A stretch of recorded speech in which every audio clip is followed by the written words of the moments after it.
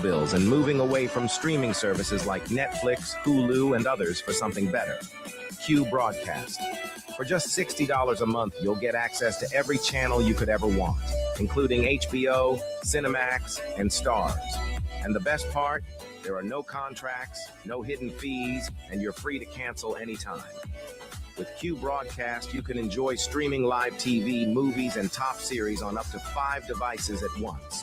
Whether you're at home or on the go, Q Broadcast makes sure your entertainment is always at your fingertips. Imagine being able to watch all your favorite channels from anywhere, anytime, without any restrictions. We're talking about thousands of movies, hundreds of TV series, and a huge library of live channels, all in one place. And don't forget video on demand and pay-per-view events. Those are included at no extra cost, so you'll never miss a big event again. Now, take a second and think about your current cable bill. You're probably paying anywhere between $100 and $300 every month, locked into long-term contracts and hit with surprise rate increases. With Q Broadcast, that's a thing of the past. It's just $60 a month. No contracts, no extra fees, no hidden costs, and no price hikes. Why juggle multiple subscriptions like Netflix, Hulu, and cable when Q Broadcast gives you everything you need in one convenient package?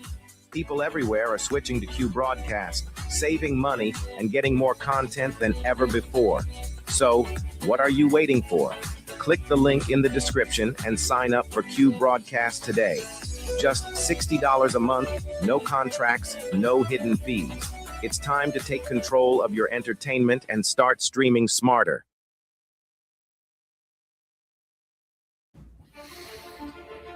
We live in a world where men are told it's harmless. It's just entertainment. But let's stop lying to ourselves. Pornography destroys. It weakens your spirit. It dulls your drive. And it robs you of what real intimacy is supposed to be. Every click is a step away from the man you're supposed to be. We can't call ourselves leaders if we are slaves to a screen. As someone that is prior service, I know all about discipline. And discipline isn't out there. It's within your mind. Porn rewires your brain, weakens your will, wrecks all of your relationships. It doesn't just stay on a screen. It invades your marriage, your confidence, and your actual purpose. As men, if we don't learn to discipline ourselves, we'll be ruled by our impulses. Now, it is time to stand up and take control before this silent war takes more than you're willing to lose. Real men don't hide in the shadows of shame. We step up and we protect what's ours. We fight for our wives and kids, our own hearts. Twitter isn't just an app. It's a weapon. It's a tool used to break free and start living like the man that you're meant to be. The battle's here and it starts with you. You can stop living in shame and you can break free today.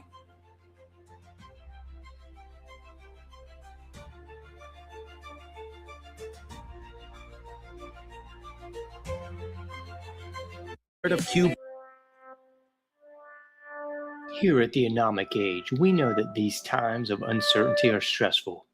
It is incumbent upon all of us to put our fears first and bow down to government tyranny. Gone are the days of freely leaving your home, working, and social interactions. In exchange for safety, we will trade liberty. At the Anomic Age, we understand. However, just in case you want to get off your knees and stop being a sniveling coward, check out the John Age Project at anomicage.com.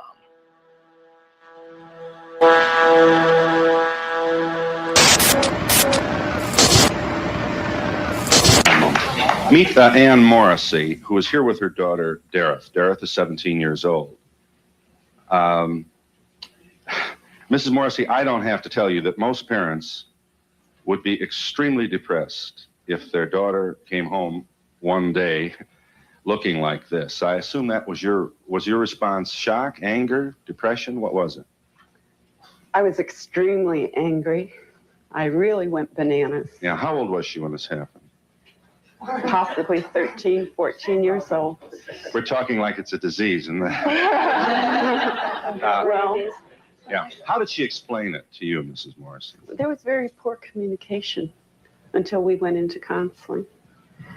And it almost broke up our family.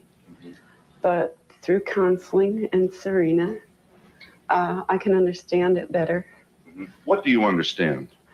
That she feels like she doesn't want to be like everyone else, and she wants to be her own person.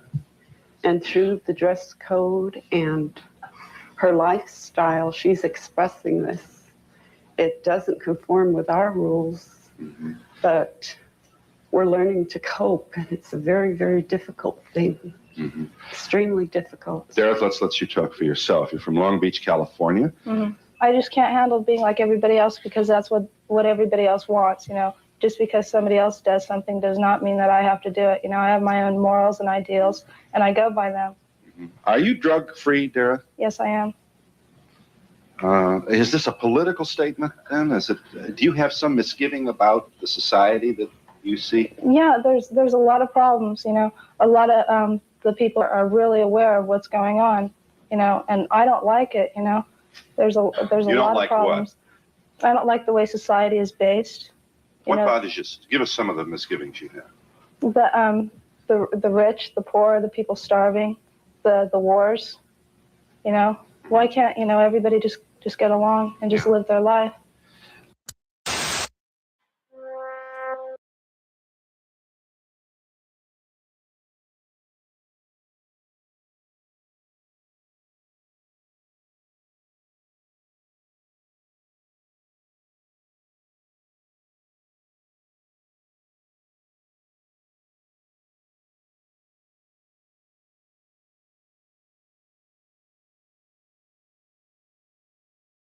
You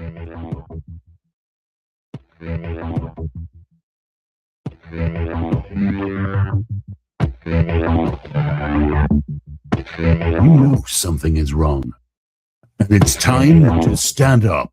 You are listening to The John Age Show. Trust no one. Trust no one. Trust no one. You found it. You're here. We are headlong down the runaway train that is the Anomic Age, and I'm your host, John Age. Please check out anomicage.com if you've not already done so. Like all the likes, subscribe to all those subscriptions. PayPal.me/anomicage, Patreon.com/anomicage as well is definitely the best ways you can support the show and help me out. We got a great guest today. I'm going to sort of cut things short because I don't want to miss a second. We got a great guest today. We got none other than Mr. Jason Jones with us. Jason is a film producer, author, activist, and Catholic human rights worker. For the past 25 years, he has worked to defend the most vulnerable, from the homeless on the streets of Los Angeles to the persecuted Christians in Africa, from women in crisis pregnancies to victims of honor killings in Iran. Thank you so much, Jason, for being with us, sir. It's an honor, and I want to thank you up front for making the time. Oh, John, thank you for giving me time on your show. I appreciate it. Oh, absolutely, man. Well, I know we're a little short on time, so I don't want to miss a minute, but the real thing kind of pressing on my heart that I haven't had enough guests on, which is why I'm so happy to have you on to talk about this, is the war against children. I mean, you tackle it very early on from conception to adulthood, you know, but I look at this whole predicament that we're in as really the war against children, the war against that next generation, which has been a multi-generational battle, it seems, against us. Yeah, you know, I think that this just dawned on me yesterday. I was asked to help write a white paper for someone who's going to be running for Senate, and they're pro-life, but the RNC asked them to water their position down. And I'm going to share with the candidate that really what you need to do is express what you actually believe to the people that you are hoping to represent. First of all, that we need to be honest. And it was while working on this white paper that it struck me that the abortion issue, of course, it's violence against the most vulnerable members of our family, the child in the womb. But it's really the beginning of the big lies that are unraveling our civil society. Abortion was really the first big lie. Well, I mean, in many ways, racism, you could say, was the first big lie. Not to take a knee before the 1619 Project. That's not the type of racism. That's not what I'm claiming. In our republic, from the very beginning, you had the wheat and the tares growing together. You had this beautiful declaration principle that our founding fathers put forth as sort of the bedrock of our republic, that we're all endowed by our creator with inalienable rights. While at the same time, the weeds of the old worlds, from Africa across Arabia and even into Eastern Europe, of course, we had a long tradition of slavery, and racism has addled all cultures. So that's a big lie. But the big lie that of Roe v. Wade, that we don't know when the biological beginning of the human person is, I think really is what led us to lies on gender, lies on climate. Once we accepted that, they learned that they can gaslight us to believe almost anything. And so now you have men punching women in the face in mixed martial arts because they say that they identify as women, which is going to get someone killed. So in that way, I think that abortion is the most important issue. First of all, look, it's a brutal denial of our founding principle, the same way slavery denied our founding principle. It's a brutal denial of the truth of the human person, the same way that the trans ideology denies the truth of the human person. And I think it greatly impacts our foreign policy. Mother Teresa said that the fruit of abortion will be nuclear war.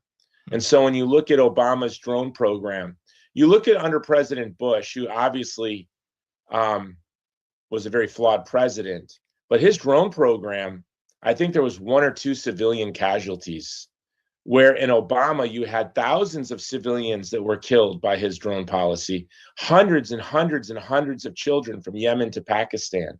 When you look at the way that Biden so callously turned his back on the women and the people of Afghanistan and just traipsed away in such a ham-fisted, clumsy way that allowed the country to collapse into chaos. And now the majority of Afghans are facing starvation. This is unprecedented. Of course, the media is not covering it. Only a president that denied the dignity of the child in the womb could be so callous in our foreign policy. So I really do believe, and I know so many of you watching this show will agree with me on so many things, but the abortion issue touches you personally and you feel personally offended. Look, I myself am responsible for at least one abortion. So this is an intimate thing.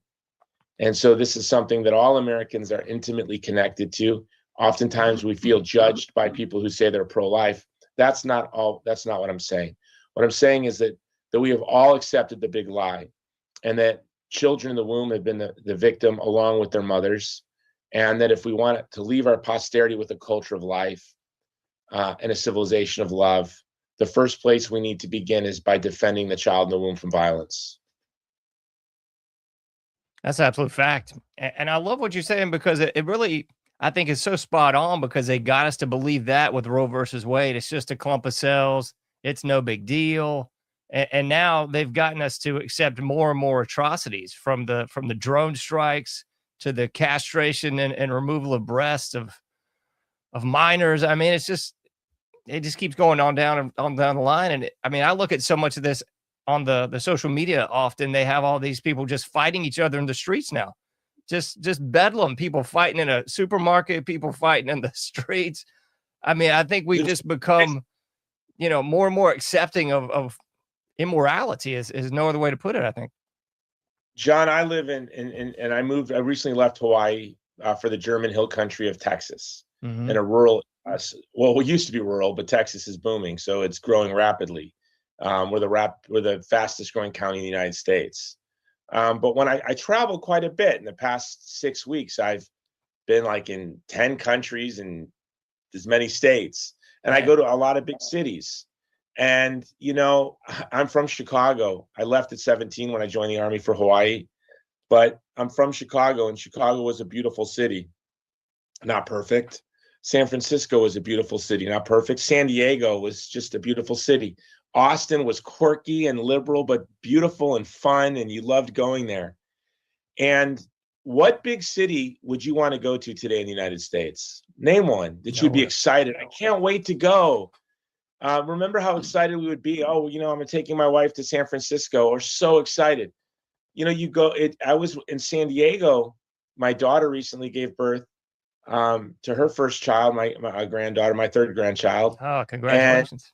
And, thank you. I went to visit her. I was actually in London. I flew from London to San Diego. Can you believe they have a direct flight from London to San Diego? That's crazy. And San Diego is just, the last time I was in downtown San Diego was 10 years ago. Unrecognizable. I literally, this is not hyperbole, I'm not making this up.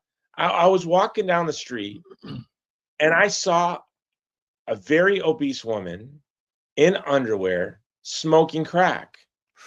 Broad daylight in the heart of downtown San Diego. I was in Phoenix 2 weeks ago. In downtown Phoenix, I went into a coffee shop. It was they had Hawaii coffee, so I was so excited to go to this coffee shop. There was a lunatic yelling at the owner. Then a homeless man was demanding that they charge his phone and watch it while he goes out for the day. And they're like, sorry, sir, we can't watch your phone. You can't leave your phone here. You're welcome to stay here and charge the phone. And they were trying to explain that to him. We're not going to be responsible for your phone. You can't leave your phone here. And then when that ended, I said to the lady, this is wild. You need to do a reality show about your coffee shop. And then I see this look of gasp in all the baristas' faces. Behind me, a homeless man stripped butt naked and was fanning was doing this with his underwear. Oh, and I said, does this happen all the time? And she said, what? The people stripping naked? I said, yeah. She goes, no, this doesn't happen that much. Maybe only twice a month or so.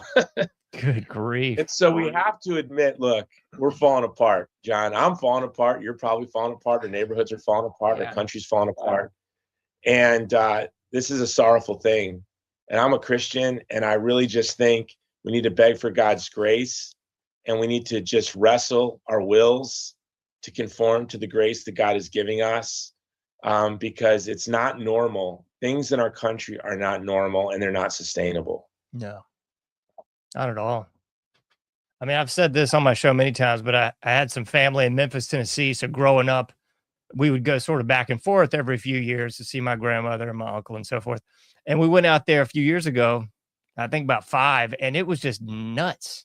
It was just bedlam. Like, it was potholes the size of this room in the road. Every single convenience store had an armed guard out front. I was like, I mean, I was already concealed carrying, but I was like, man, I'm hyper alert now more than usual, because it's just, I don't know what's going to happen. I'm here with my daughter. It's like 5 at the time. Yeah. You need armed guards for Slurpees and Doritos now. Yeah, that's what was up, yeah. So you need to put your Slurpees behind, a guy with a 9mm. It's very strange times. It's nuts. And it has to change. It is. And it's because it's the culture of death. I want to go back to the abortion and trans issue, by the way. Please. They always say that abortion is about women's rights. They say the same thing about the trans issue. Mm-hmm. But both are really men's issues. They're to help men evade their responsibility. And they're to give, what we're seeing in the news is not women becoming men who want to compete against other boys, but these are young men who want to compete against young women. And again, it's really about empowering young men. Abortion is about empowering young men to do what they want, how they want, when they want, where they want, and evade responsibility. And the trans agenda has devolved. I believe, talk to my children about this. Initially, all of us want to be compassionate. We want to be thoughtful. As Jordan Peterson said, I would have been kind to everyone, but they wanted me to lie, and I'm not going to lie. Mm-hmm. They wanted us to lie, not just be compassionate and thoughtful, but to lie and say that a woman is a man. be compelled to. In fact, I think Jordan Peterson said he would have done it if he wasn't compelled to do it. He wouldn't be compelled to lie. He might say an untruth out of courtesy, but he wouldn't be compelled by a powerful force to say an untruth. And so we see now that the trans movement has devolved really into there's nothing compassionate about it at all. It's very cruel. It's about brutalizing young people, and how has it become about men taking jobs from women as spokesmodels for lingerie and for Budweiser and competing in amateur sports? This is just, it's really unbelievable. So at the heart of it, to any feminists here watching, there's nothing that's more patriarchal than abortion and trans ideology, the way I see it. Yeah. And it's so strange because I used to see they would sort of hushed tones talk about female genital mutilation in the Muslim culture, and that became a little bit more in your face. But now it's just, they're not even hiding. It's no holds barred. There's pictures all over social media, which I can't even look at, of women that have cut off their breasts. Just these made penises. I mean, I hate to get graphic for everybody, but I mean, that's what this really is. It's castration. It's mastectomies for no reason. It's grotesque. And this is in your face. And in the Muslim world, I have a friend who had her genitalia mutilated as a young person. And it was the women in her family and in her village that compelled her to do this. And I've seen some of these athletes, these female athletes that have been in the media saying what's so strange to them is it's so often women that are taking the side of men against women in this genital.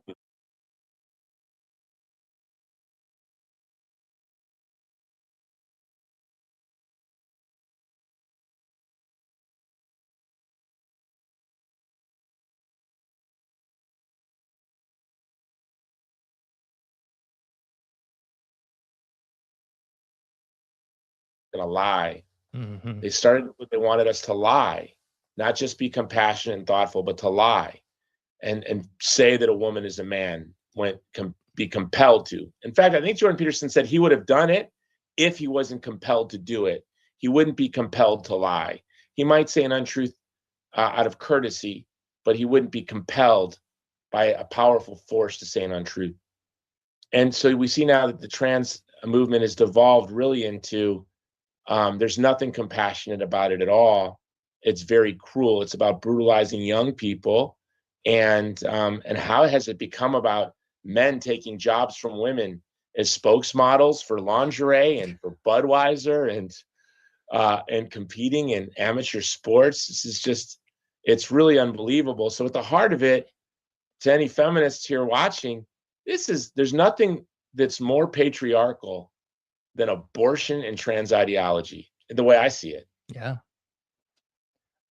And it's so strange because I used to see they would sort of hushed tones talk about female genital mutilation in the Muslim culture, and that became a little bit more in your face. But now it's just, they're not even hiding. It's no holds barred. There's pictures all over social media, which I can't even look at, of women that have cut off their breasts. Just these made penises. I mean, I hate to get graphic for everybody, but I mean, that's what this really is. It's castration. It's mastectomies for no reason. It's grotesque. And this is in your face. And in the Muslim world, I have a friend who had her genitalia mutilated as a young person. And it was the women in her family and in her village that compelled her to do this. And I've seen some of these athletes, these female athletes that have been in the media saying what's so strange to them is it's so often women that are taking the side of men against women in this genital mutilation.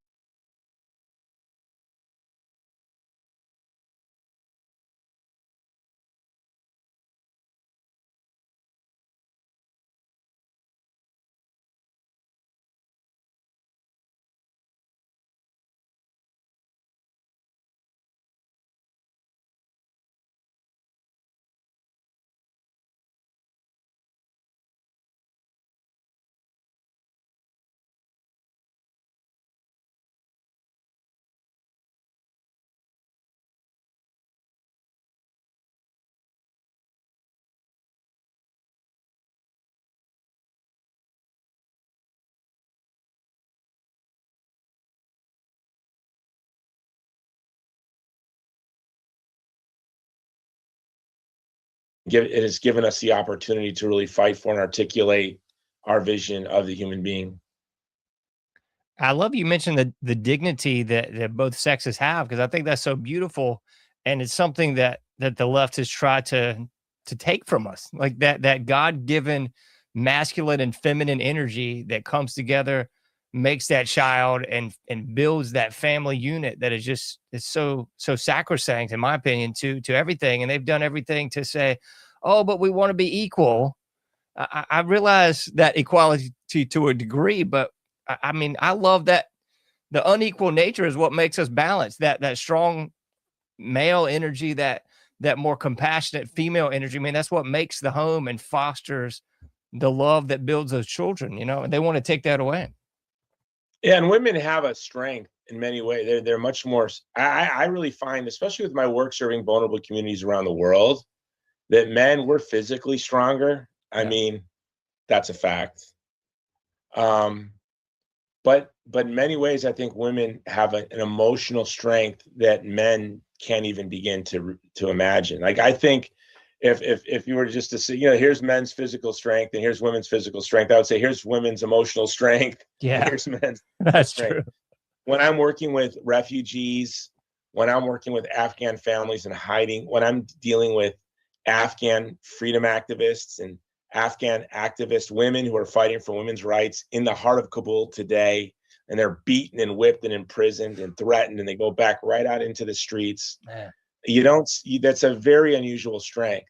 And what you're seeing with the trans movement, again, is an exaggeration of what is masculine and feminine. You see in Canada recently, there was a viral video of these members of parliament in Canada to celebrate or to bring attention to domestic violence. These men wore red high heels. They wore suits and ties, and they wore red high heels, and they marched around a desk. I saw that. You saw that? Yeah. You see transgender story hour. They always have like E cups, not C. Yeah. E. It's perverse, and they have gaudy makeup, and they exaggerate what it is to be feminine in a way that frat boys would have done in a party and in a hazing ceremony in the 80s. Yeah. So what would have been seen as sexist when frat boys did it in the 80s, you can now do it at school, having a man read to children in a grotesque, exaggerated, exaggerating what it is to be feminine. And you see the same thing with the masculine. You see the women who are trans, they become men.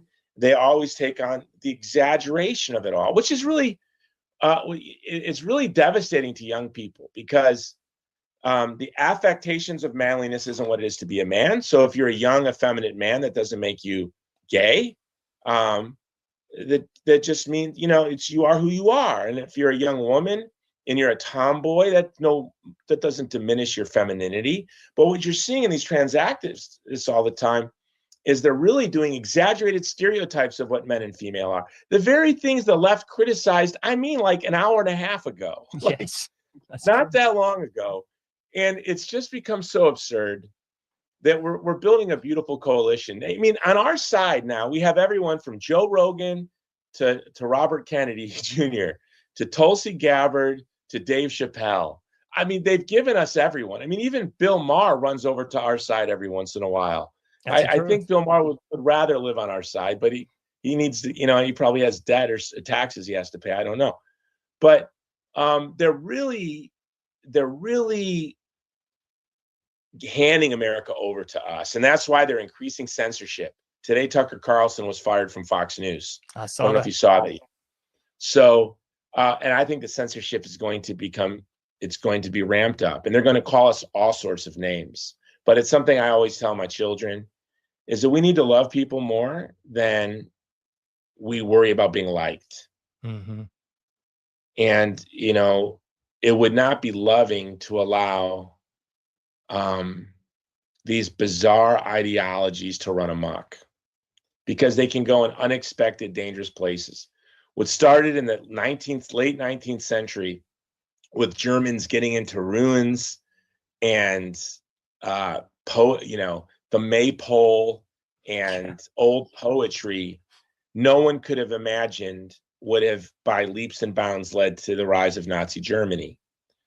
And we're seeing the same things with no one would have imagined in the 1950s or 1960s, the environmental movement progressing to where it has progressed. And we could have never imagined in the 1990s. Well, a lot of thinkers did. I remember, Francis Schaeffer, the Reformed theologian in the 1970s, kind of saw where this was headed. But I would not have seen, and I remember in the 1990s being an atheist libertarian, talking to my friends who are really adamant about battling same-sex marriage, which I was doing. I was helping as chairman of the College Republicans because I saw them as common allies in my battle to defend the child and womb from violence.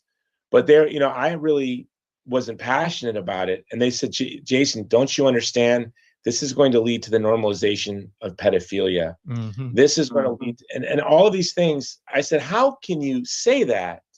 How can you say that being trying to show some kindness and decency to people with same-sex attraction is going to lead to the normalization of pedophilia? That's a very offensive thing to say.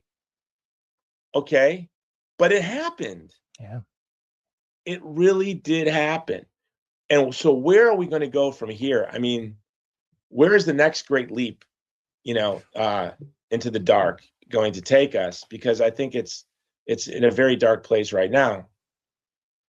it sure is. And I completely agree. And I was probably the same way in the 90s also. I mean, I was kind of like, oh, it's no big deal. I didn't see where it was going to lead. And now we see right where it leads. And I got to hold the churches, I think, so culpable for this, because I think a lot of Christians just kind of went with that, just accept it kind of mentality. The World Council of Churches, if you will, has kind of infiltrated so much and gotten people just to go along to get along. I don't know how to say it any better. They did it with abortion. They're doing it with trans now. So. Yeah, no. And look, we're all in this together. We need to have an absolute victory, right? Because what should victory look like? It should look like we can watch a football game together. Yeah. Across the ideological spectrum.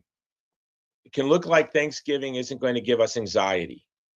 It can look like we're allowed to have a diversity of opinions. And I can say on the right, I think we do a much better job. I don't know if we were always this way, or if those of us who just grew up conservative and then, in the past 50 years, we were the minority in our high schools and our universities. We were badgered by the faculty. So we had to be really open to a diversity of opinion. I don't know if it's just by the nature of what we believe. In fact, what are conservatives? I mean, traditionally in the English-speaking world, a conservative was a properly understood a liberal. A liberal. And Edmund Burke, we would call it classical liberalism. But this idea of free speech, private property rights, this is what we, freedom of religion, this is what we meant by liberal. Now on the right, you're having a lot of post-liberal conservatives who have lost faith in that there can be freedom of speech, or does freedom of religion always devolve into, satanic, conventions in Boston? Is this necessarily true? And I hope not, because I really do want to, continue to advocate for a fair and free society. Yeah, I mean, I think in the end, that's what we all want. I mean, I'd love to just have a nice holiday meal with all the family and extended family and not have to go into it going, all right, let's just talk about what exactly, Or like, let's disagree. Like, no one's more pro-life than, listen, I became pro-life. The abortion issue fell on me like a rock. I didn't choose it. My high school girlfriend got pregnant. We conspired to hide it while I joined the Army. Till I got back from basic training, we would tell her parents. Her father found out. We were naive that we could hide it for 12 weeks. Yeah. And he took her to get a forced third trimester abortion. And so for me, it's a very personal issue. Okay. But I don't get angry at all when people disagree with me, because I know the person I'm talking to might have been abused by her stepfather. Yeah. And the pregnancy was the most startling and horrifying experience of her life. And she went to an abortion clinic and she felt like it saved her from this shame and from this abuse. So I understand that people have different experiences and are coming from different places, and I can talk to them about anything. Now, when I'm Catholic, when people are intentionally impious or extremely ignorant and misrepresent what the church teaches, hold on one second. Sorry about that. No problem. Misrepresents what the church teaches. I can be angry, right? If you're going to blaspheme in front of me, I can be angry. If you gaslight me, I can get angry. But if you approach me honestly and you disagree with me, it doesn't upset me at all. Why? Because I'm a grown-up. Yeah. You know, I have people I love who disagree with me on so much. And so I know people are coming from different experiences. And maybe your sister had an abortion and you took her. And when you hear me say I'm pro-life, you feel like I'm insulting your sister. Mm-hmm. Sorry about this. I'm going to No, shut that's this fine. off. Yeah, I think that's one of the key elements of this. It all seems to be so emotionally charged now. There doesn't seem to be any sort of civil discourse. It seems to be a whole lot of finger pointing and getting loud and you know, even getting violent and crazy in in conversations now, which, you know, really as adults, like you said, it shouldn't really be like that. Yeah, no, and you see people who get so worked up for every and all issue. Yeah. It's not even the hot button issues. It's issues. I spoke once at a Catholic high school and I used gender pronouns. And I got a letter from the principal that said this was offensive. This was maybe 7 years ago. I had no idea that gender pronouns could in any way be offensive. So it's really a cultural revolution that's designed to stifle free speech. Mm-hmm. And look, it's all absurd. Look, we now know the masks were absurd. You knew it. I knew it. Yes, absolutely. Well, now the world knows that it causes all sorts of problems. I don't know if there's new studies coming out on the devastating health effects of wearing these masks. The vaccines, big boondoggle, a dangerous boondoggle. Social distancing, complete nonsense. And but yet people were vicious. They didn't care whether masks worked or not. They just wanted to be the guardians of the gods of the city. So in that way, we need to be impious. Mm-hmm. You know, that's what Christians are. We're iconoclasts in the sense that the false gods, your masks, your vaccines, your gender ideology, we're going to tear those down. And yet, you know, we find that the gods, our city has so many gods now. You know, they used to have just a few, but you pretty much can't open your mouth without becoming a heretic and committing blasphemy to these tyrannical idols that our city kneels before. And I think that's another key element to this is just I don't know how else to say it, but the evil. Like our culture as a whole has just been infiltrated by so much evil.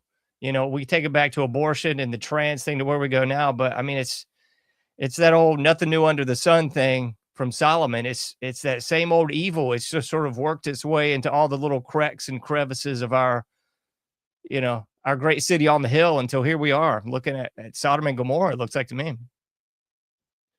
Yeah, no, I always think there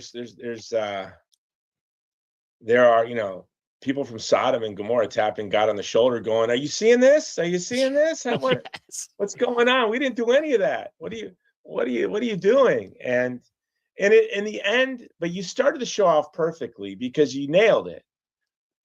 We're just a sad, unhappy, violent society. Yeah.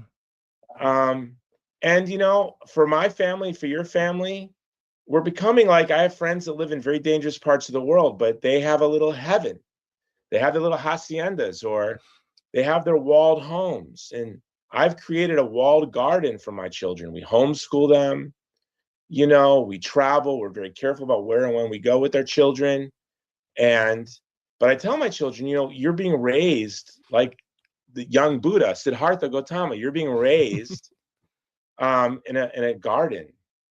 But outside this garden, our society, lots of children are being just sent every day out into this cruel and hostile world. And then they come home and through social media and through television and through films. They're being bombarded. And this needs to end. Mm-hmm. I just want, for the kids, when you and me were kids, what did we do? We played baseball in the street, and we went through puberty. We went to the roller rink, or we walked around the mall for 7 hours, hoping that one girl from school would be at the Orange Julius, right? And, on Saturday nights, we'd be at the roller rink, and we'd wait for the slow dance so we could ask her to skate and then get, cheese fries and a Coca-Cola or RC or whatever. No, our young people don't get to see love and romance and eros blossom naturally. They don't have two-parent homes. And if they do, their parents are addled by work. And then everything is political, and our children have been dragged into politics. It used to be even politicians stopped politics at 6 p.m. Mm-hmm. Reagan and Tip O'Neill had a deal that after 6 p.m., they were just two Irishmen at the bar and no politics, right? Now our children have to deal with politics 24/7. It's in our commercials. It's in every song. It's in almost every movie. We just went to see the new Mario movie. And it was so tremendous and so refreshing. The whole audience erupted into applause. And it was my son's first communion. It's for his president. He wanted the whole family to go see Mario and then to go get Hawaiian barbecue here in Texas, which we did. Nice. And the whole theater erupted into applause. And I thought, was it a great movie? I don't know, but it was a refreshing movie. It didn't push or tug. It didn't try to indoctrinate. It just was a movie. And it was beautiful. And this is what we should all agree to leave to our children, not having them wrestle with what gender they are or debate whether or not they should have their testicles chopped off. This is all insane. It is. And I feel you 100%. I know I sound like an old guy sometimes, but, I tell my daughter this, man, it was so much simpler when I was a kid. There was none of this mess, Like I remember sitting at my grandparents, and we were all sitting as a family, we were watching something, the news came on, and I think it was the beginning of Iran-Contra, and they were talking about guerrillas and rebels, and I had no clue what a guerrilla, I was like, gorilla? You mean like the big monkey things? I had no That's clue. What I thought the first time I heard my parents talking about Iran-Contra. Yeah, they're guerrillas in Nicaragua. Wow. Yeah, I was like, what are you talking about? But I mean, to your point, man, our whole society is just so super saturated with it now. You're 5 and you're having to look at God knows what in all forms of social media, streaming, television, movie. I mean, it's all sort of it's interwoven in there, so you can't help but have to have a way too early conversation with a kid about why the guy at the checkout line's wearing a shawl and some nail polish. Yeah, no, and see, this is going to lead to a loss of belief in the American way of life. Yeah. And you're already seeing on the left, the Antifas are illiberal, Stalinist leftists. And you see it on the right. A lot of people on the right, in the Catholic world, we call it Catholic integralism, where they think the American Republic from the beginning needs to be scratched and was flawed from its beginning. And well, of course they're going to think this, because their whole life they're told, you live in a free society, and here's your phone, son, and you're 7 years old and pornography is pouring through your phone.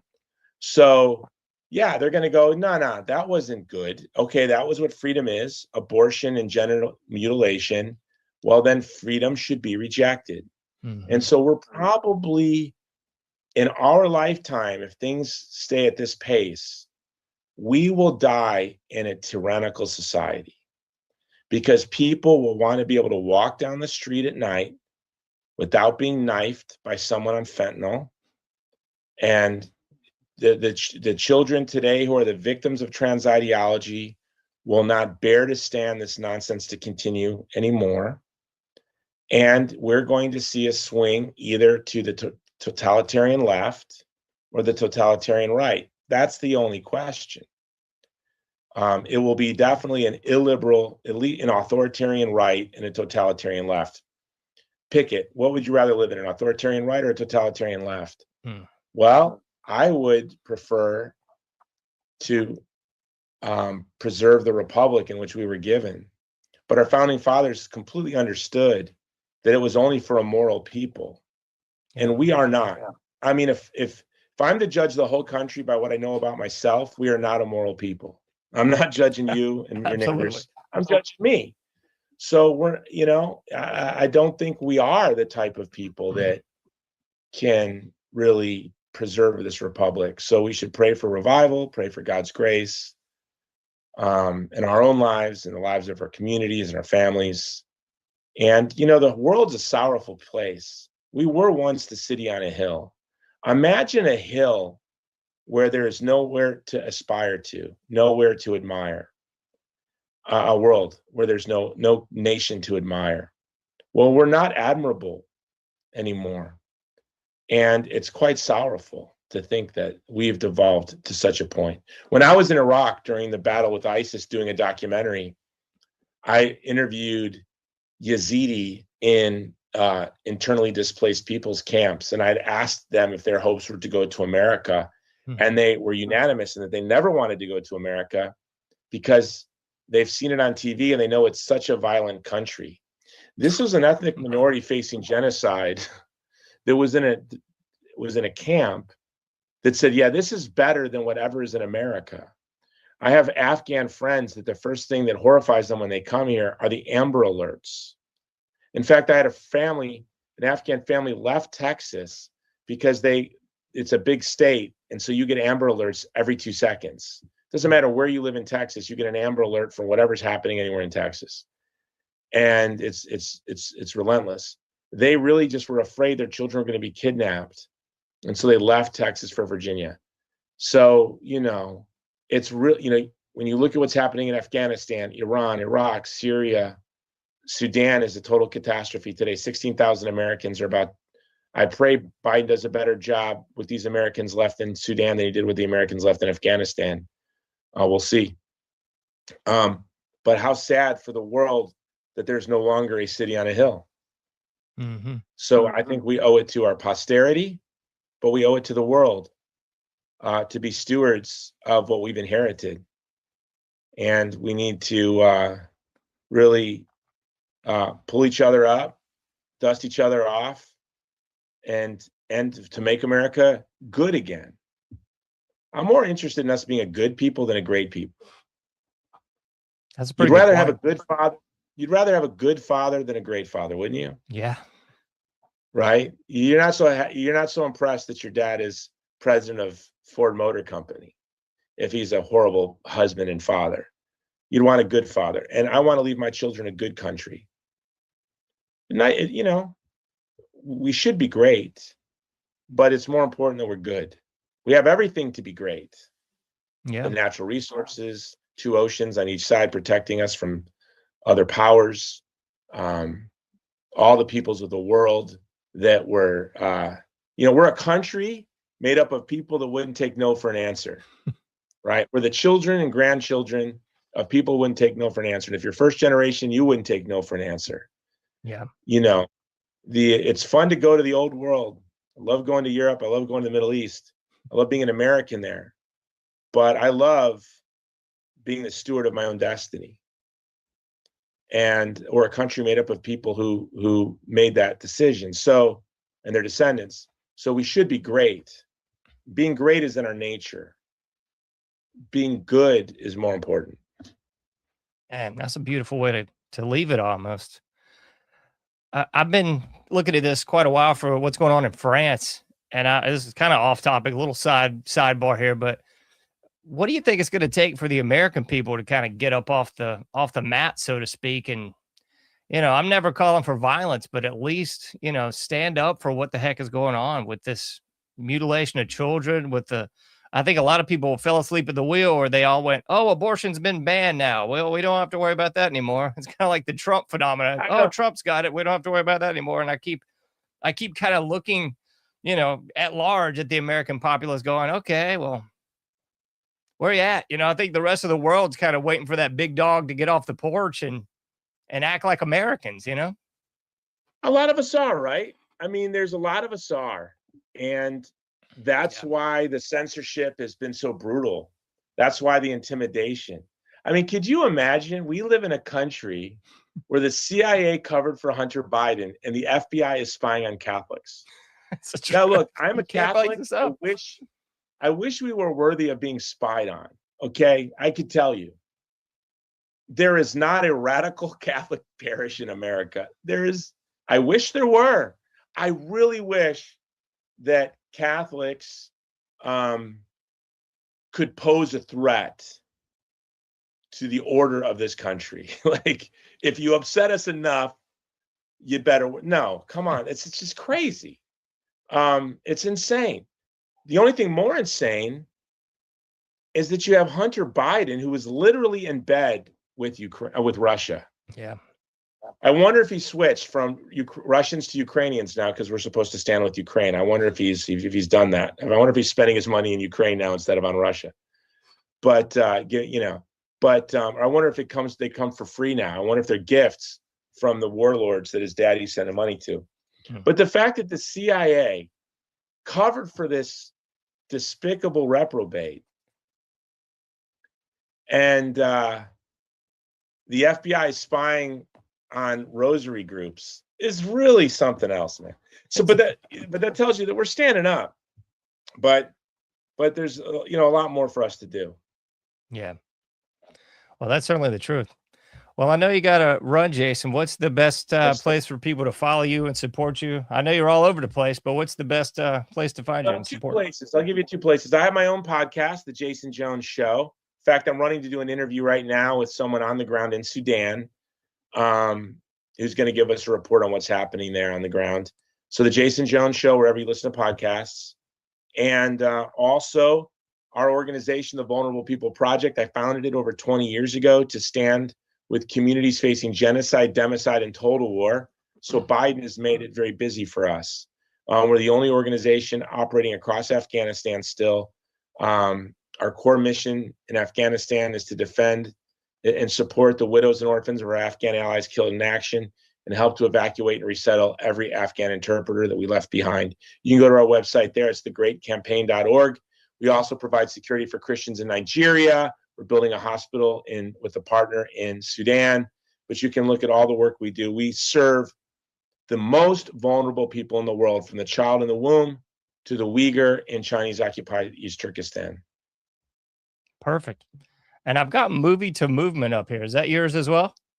That's me too. I'm also a filmmaker. Thought so. A lot of people think that's all I do, but I do make movies, and you can go over to movietomovement.com and check out my movies. My latest movie, Divided Hearts of America, with New England patriot Benjamin Watson, looks at how abortion, segregation, and slavery have weakened our republic by denying our founding principle, which is our principle of unity.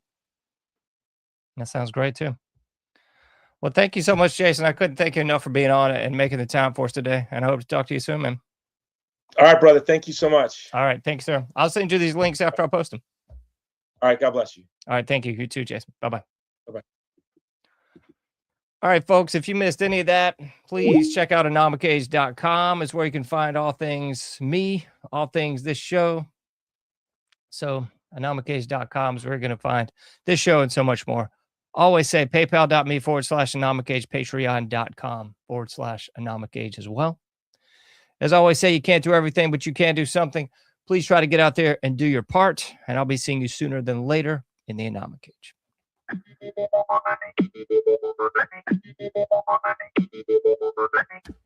Thank you for listening to The Anomic Age, a John Age project. For past shows, further info, and to comment, go to anomicage.com. That's ANOMICAGE.com. Till next time, thank you for listening to The Anomic Age.